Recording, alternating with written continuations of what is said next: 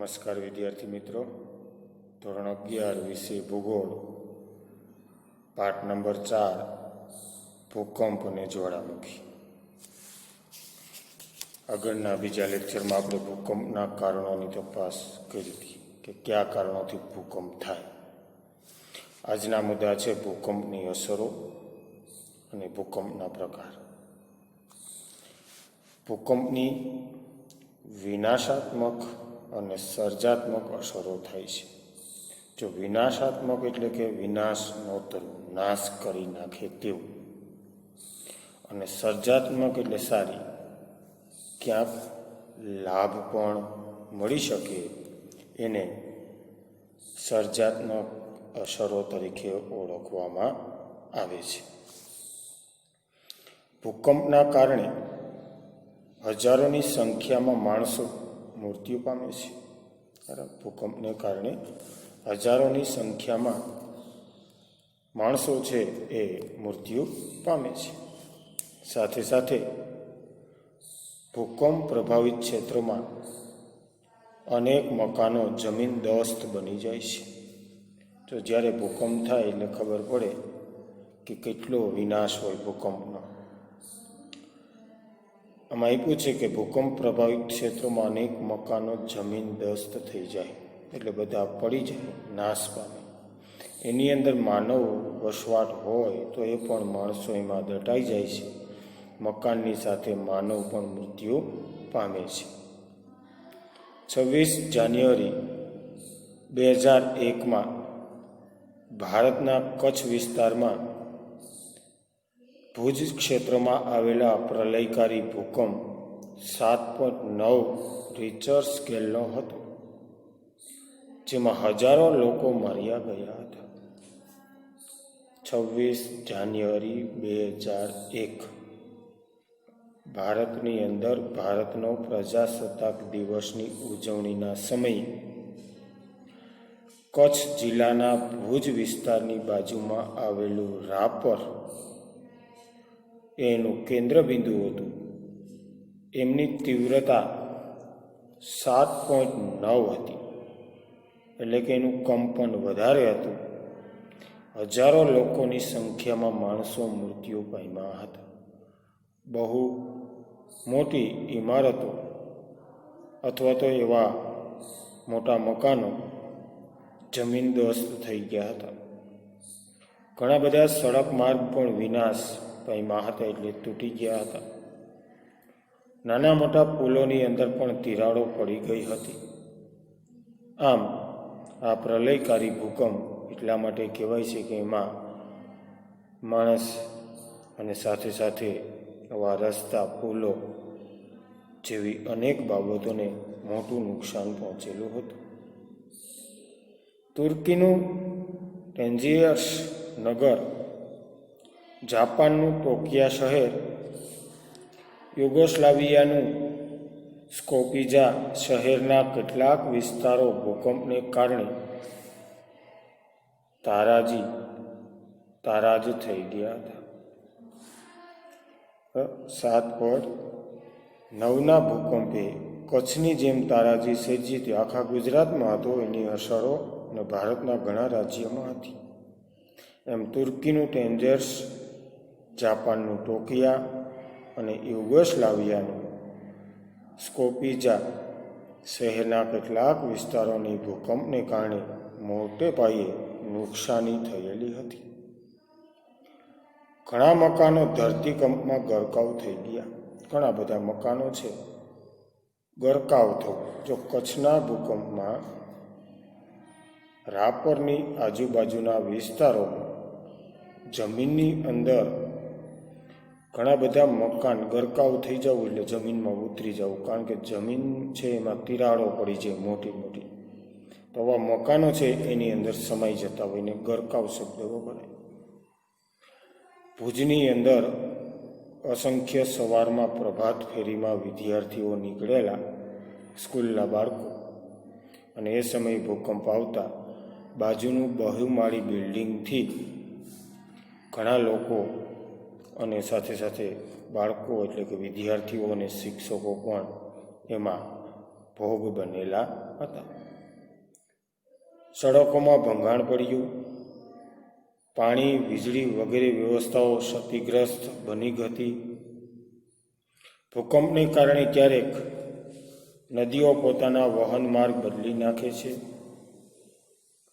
1950માં અસમમાં આવેલા ભૂકંપને કારણે દિહાંગ અને બ્રહ્મપુત્ર નદીઓ પોતાના વહન માર્ગ બદલી નાખ્યો હતો. સડકોમાં ભંગાણ પડે, સડકો તૂટી જાય, વીજળી, પાણી જેવી વ્યવસ્થા ક્ષતિગ્રસ્ત બનતી હોય છે. અને ભૂકંપને કારણે ક્યારેક નદીઓનું છે એ પોતે પોતાનું વહન માર્ગ પણ બદલી નાખે છે. 1950માં અસમમાં આવેલા ભૂકંપને કારણે અસમની દિહાંગ નદી અને ચીનમાંથી આવતી અરુણાચલ પ્રદેશમાં થઈ અને અસમમાં પસાર થતી બ્રહ્મપુત્ર નદીએ પોતાનું વહન એટલે માર્ગ બદલી નાખ્યો હતો. કારણ કે જે સ્થિતિ મૂળ હોય એ કદાચ ભરાઈ જાય માટીથી અને બીજી જગ્યાએ એનું વહેણ બની જતું હોય છે. અસમમાં સુબનસિરી નદીઓનો બંધ તૂટી ગયો હતો.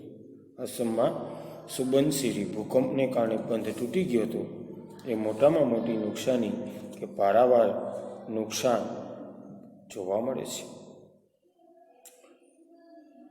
ભૂતકાળમાં સિંધુ નદી કચ્છના અખાતને મળતી હતી, પણ હાલમાં તે પાકિસ્તાન થઈને વહે છે. જો અરબ સાગરને મળતી સિંધુ નદી ભૂતકાળમાં એટલે કે અત્યારને નહીં, ભૂકંપ પછી એનું વહેણ બદલાવાનું, પહેલાં એ સિંધુ ભારતમાં થઈ અને કચ્છના અખાતને થઈ અને અરબ સાગરને મળતી હતી. આમ ભૂકંપને કારણે સડકો તૂટી પડે છે, રેલવેના પાટા વળી જાય છે, નદીઓ પરના પુલ અને બંધ તૂટી જાય છે અને નદીઓ પોતાના વહેણ માર્ગ બદલી નાખે છે. ભૂકંપને કારણે સડકો તૂટી જાય છે, રેલવેના પાટા હોય તો પણ એ બેન્ટ વળી જવાના છે, નદી ઉપરના પુલો પણ તૂટી જાય છે અને પોતાના વહેણ માર્ગ નદીઓ પણ બદલી નાખે છે. સમુદ્ર કે મહાસાગરોના તળભાગે થતા ભૂકંપને કારણે સુનામી તરીકે ઓળખાતા ઊંચા પ્રચંડ કદના મોજા ઉછળે છે. ભૂકંપ સર્જાય, ઓરિસ્સામાં ભૂકંપ આવેલો અને જેને કારણે દરિયામાં એની અછત થઈ અને મોજા ઉછળે, એને સુનામી તરીકે ઓળખાય છે. અને આ સુનામી ભૂકંપના મોજાને કારણે પાણીના ઉછાળાથી ઘણા વિસ્તાર સુધીનો વ્યાપ હોઈ શકે છે. ડિસેમ્બર 2004માં ઇન્ડોનેશિયાના સુમાત્ર નજીક ઉદ્ભવેલા અને તે પછી અંદમાન અને નિકોબાર દ્વીપ સમૂહ તથા તમિલનાડુના કોરોમાંડલ કિનારા પર સુનામી મોજા ફરી વળ્યા હતા. અંદમાન અને નિકોબાર દ્વીપ સમૂહ છે, દક્ષિણના બે આપણા ટાપુ. 2004માં ઇન્ડોનેશિયાના સુમાત્ર નજીક આવેલા આ ભૂકંપને કારણે આ બે ટાપુમાં અને તામિલનાડુના કોરોમાંડલ કિનારા ઉપર સુનામીના મોજા ફરી વળેલા હતા, જેને લીધે જાનમાલની ભારે નુકસાન થયું હતું. ભારતમાં દક્ષિણતમ સ્થળ તરીકે જાણીતા ઇન્દિરા પોઈન્ટનો મોટો ભાગ સમુદ્રના પાણીમાં ગરકાવ થઈ ગયો છે. આ પ્રકારના મોજા સમુદ્ર કિનારાના શહેરી અને બંદરોને પારાવાર નુકસાન કરે છે. જાનમાલની નુકસાનીને કારણે દક્ષિણતમ જાણીતો ઇન્દિરા પોઈન્ટ છે. ભારતનો અંતિમ ભાગ એટલે ઇન્દિરા પોઈન્ટ આવે, પરીક્ષામાં યાદ રાખજો. ભારતનો દક્ષિણ છેડો પૂછાય તો એમાં ઇન્દિરા પોઈન્ટ આવી શકે છે. એ પણ સમુદ્રની અંદર પાણીમાં ગરકાવ થઈ ગયો હતો. ભૂકંપની સર્જાત્મક અસરો, સર્જાત્મક એટલે સારી અસર. ભૂકંપ થયા પછી શું લાભ મળી શકે તે. નંબર 1, ભૂકંપને કારણે પૃથ્વીની આંતરિક સંરચના વિશે જાણકારી મળી શકે છે. પૃથ્વીના પેટાળની જમીનમાં આવેલા ભાગોની પ્રથમ તો જાણકારી પ્રાપ્ત થાય છે. ભૂકંપને કારણે ખડક સ્તરો પર લાગતા ખેંચાણ અને દબાણ બળથી સ્તરભંગ અને ગેડીકરણ અનુભવાય છે. પરિણામે ફાટખીણો, પર્વતો, મેદાનો, ઉચ્ચ પ્રદેશો, ખંડીય સાજલી વગેરે ભૂમિ આકારો રચાય છે. નવા જલ સ્ત્રોત પ્રાપ્ત થાય છે. ભૂકંપને કારણે ખડક સ્તરો તો તૂટે છે, એનું ખેંચાણ પણ થાય, ક્યાંક દબાણ પણ થાય, ક્યાંક સ્તરભંગ થાય, ક્યાંક ગેડીકરણ પણ થાય, અને જેને કારણે ક્યાંક ફાટખીણો, પર્વત, મેદાન, ઉચ્ચ પ્રદેશ કે ખંડીય સાજલીના ભૂકંપને કારણે ભૂમિ આકારોની રચના પણ થતી જોવા મળે છે. જુદા જુદા પહાડો ભારતમાં છે એ કોઈને કોઈ પૂર્વ સમયમાં એટલે કે ભૂતકાળમાં બનેલી ઘટનાનું પરિણામ છે. ભૂકંપથી ખડકોમાં થતી ઉથલપાથલને કારણે અને ખનિજો પ્રાપ્ત થાય છે. કુદરતી વાયુ અને ખનિજ તેલ ભંડારની જાણકારી મેળવવા અને તે વિષયક સંશોધન કાર્યને મદદ મળે છે. ભૂકંપ ખડકોને કારણે મોટી ઉથલપાથલને કારણે ઘણી વખત જમીનમાં દટાયેલા ખનિજોની જાણ પણ થાય છે અથવા તો મળે છે, અને કુદરતી વાયુ અને ખનિજ તેલના ભંડારોની જાણકારી પણ મેળવવા અને વિષયક સંશોધન કાર્ય માટે મદદરૂપ બને છે. મધદરિયે ક્યારેક નવા ટાપુઓ કે દ્વીપસમૂહ અસ્તિત્વમાં આવે છે. કલકત્તાની દક્ષિણે બંગાળની ખાડીમાં રચાયેલો ન્યુમર ટાપુ આનું ઉદાહરણ છે. મધદરિયે નવો ભૂકંપ સર્જાય તો ક્યાંક ટાપુ બની જાય, જળ હોય ત્યાં સ્થળ અને સ્થળ હોય ત્યાં જળ. કલકત્તાના દક્ષિણ ભાગમાં બંગાળની ખાડીમાં ન્યુમુર નામનો એક ટાપુનો ઉદ્ભવ થયેલો બતાવે છે. ભૂકંપના પ્રકાર. ઉત્પત્તિના કારણોને આધારે, ભૂકંપ કેન્દ્રની ઊંડાઈને આધારે અને સ્થાનના આધારે 3 પ્રકાર મુખ્ય. ઉત્પત્તિને કારણે કુદરતી ભૂકંપ અને કૃત્રિમ ભૂકંપ. કુદરતીમાં જ્વાળામુખી ભૂકંપ, ભૂસંચાલનીય ભૂકંપ, સમસ્થિતિક ભૂકંપ, મહાસાગર તળ ભૂકંપ. પછી બીજો પ્રકાર છે ભૂકંપ કેન્દ્રની ઊંડાઈને આધારે. એમાં છીછરા ભૂકંપ, મધ્યવર્તી ભૂકંપ અને ગહન ભૂકંપ. છીછરા એટલે ઉપર, મધ્ય એટલે ઉપર પણ નથી, નીચે નથી, ગહન એટલે વધુ ઊંડાઈ. સ્થાનના આધારે સ્થાનિક ભૂકંપ અને સમુદ્ર ભૂકંપ. ગુજરાતમાં અમુક કચ્છમાં વારંવાર ભૂકંપ આવે, આખા ગુજરાતમાં ન હોય, નાનો સ્કેલ હોય, તો એને સ્થાનિક ભૂકંપ કહેવાય. અને સમુદ્ર ભૂકંપ સમુદ્રમાં સમાઈ જાય, ખ્યાલ પણ ન આવે, માણસને અસર પણ ન પહોંચે. ભૂકંપ માપવાના 2 માપક્રમ છે. એક રિક્ટર માપક્રમ, તે ભૂકંપની તીવ્રતા પામે છે, અને માર્કલી માપક્રમ, જે ભૂકંપની વ્યાપકતા દર્શાવે છે. બરાબર, એક રિક્ટર છે ને બીજું માર્કલી. 2 પદ્ધતિ ભૂકંપની વ્યાપક એટલે કે તીવ્રતા માપી શકાય છે.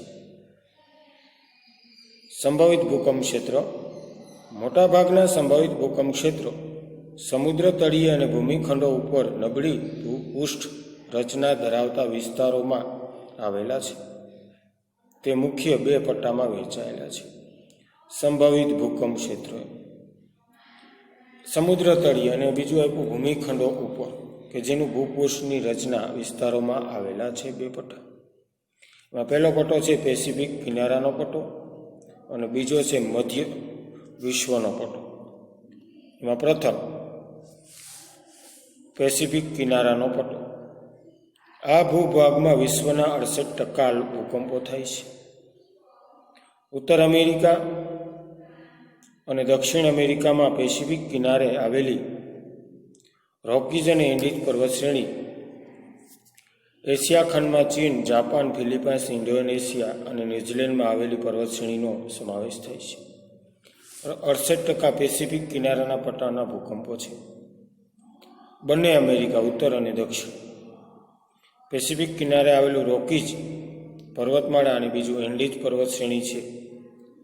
એમાં જ એશિયા ખંડની અંદર ચીન, જાપાન ને ફિલિપાઇન્સ, ઇન્ડોનેશિયા અને ન્યૂઝીલેન્ડમાં આવેલી આવી બધી પર્વતશ્રેણીઓ આનું પરિણામ છે.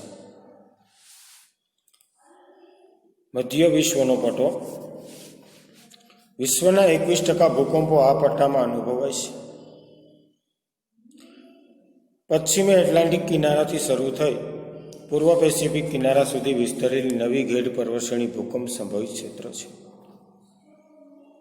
આ પટ્ટામાં ભૂમધ્ય સમુદ્રની ઉત્તરે આલ્પ્સ અને દક્ષિણે આવેલા એટલાસ પર્વતો તથા એશિયામાં આવેલા હિમાલય પર્વતશ્રેણીઓમાં વધુ ભૂકંપ થાય છે. આ ઉપરાંત હિન્દ મહાસાગર અને એટલાન્ટિકમાં છૂટાછવાયા ટાપુઓ પણ સંભવિત ભૂકંપ ક્ષેત્ર છે. આકૃતિ પાછળ છે 4.6. 21% વિશ્વના ભૂકંપો આ પટ્ટામાં એટલે મધ્ય વિશ્વના પટ્ટામાં 21% ભૂકંપો થાય છે. પેસિફિક કિનારાના પટ્ટામાં 68% ભૂકંપો થતા હતા. આમ કિનારાથી શરૂ કરી અને પૂર્વ પેસિફિક કિનારા સુધી આવી ગેડ પર્વતશ્રેણીઓ ભૂકંપ સંભવિત ક્ષેત્ર છે. આ પટ્ટામાં ભૂમધ્ય સમુદ્રની ઉત્તરે અને અલ્પાસ દક્ષિણે આવેલા એટલાસ પર્વતો તથા એશિયાના આવેલા હિમાલયી પર્વતશ્રેણીઓ વધુ ભૂકંપ થાય છે. આ ઉપરાંત હિન્દ મહાસાગર અને એટલાન્ટિકમાં છૂટાછવાયા અને ટાપુઓને કારણે ટાપુમાં પણ આવા સંભવિત ક્ષેત્ર ભૂકંપ ક્ષેત્ર જોવા મળે છે.